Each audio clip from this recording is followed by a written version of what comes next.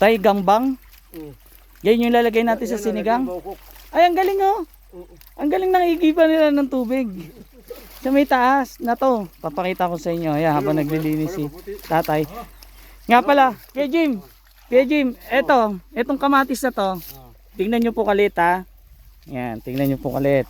Yung hinliliit ko, tingnan nyo mas maliit pa siya. Ganun siya kaliit. Ilan taong ka Kuya Jim nung nakakita ka nito? Ay, kon pa lang. Yung 11 na yon, kon na yan.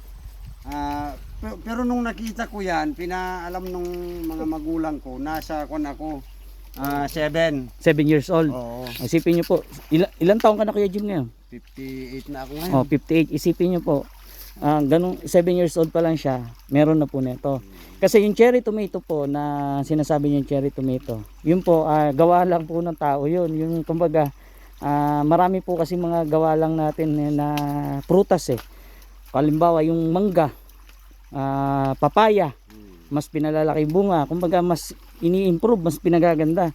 Pero ito po, nagmula to sa native talaga at hindi po to hindi pwedeng tawagin cherry tomato to dahil iba po ang cherry tomato. Saka ang lasa po nito, yung lasa nito kay Jim lasa ng, alam niyo yung pulupok ba, tino-tino, alam niyo yun? Oo. Alam niyo ba yun? Tino. Yung yung parang kamatis din, yung balot siya. Yung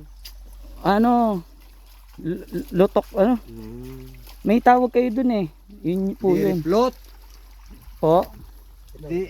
Diriflot siya. Yung nakabalot siya. Okay, Tapos yan, ito yung lasa. Oh, Ayun siya ang lasa niya.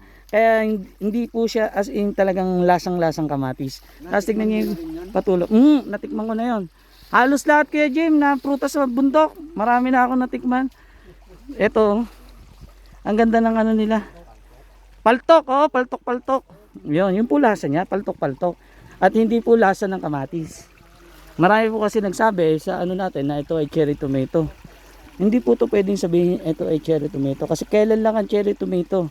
Ito po ay napakatagal na pong meron dito sa Pilipinas. Matagal na ang cherry tomato, kailan lang po 'yun. Oh, di ba? Patulo galing doon sa bundok. Tapos ito palay sa gilid, may mais. Oh, di ba? Ang ganda ng lugar. Ayun po, sa mga nagsasabi po na cherry tomato to, hindi po. Ito po ay nagmula sa native na kamatis dahil nga syempre organic. Lumipas ang panahon. Kaya siguro nagkaroon ng ganito. Pero ito, kamatis din po yung ano niya, itsura niya. Pero hindi po ako naniniwala na ito ay pwedeng tawagin cherry tomato. Hindi po porkit maliit pwede na natin tawagin cherry tomato. Di ba? Ito po, meron po talaga tayong wild na kamatis. Noon pa, mahabang panahon pa. Noon pa si tatay, ilang taon na si tatay, bata pa lang siya. Meron na po nito. Tingnan nyo naman kaliit. Maliit pa sa hiniliit ko. Imagine niyo na lang po. Para sa akin, wild na kamatis siya. Kung para sa inyo cherry tomato, ay wala na po akong magagawa ron.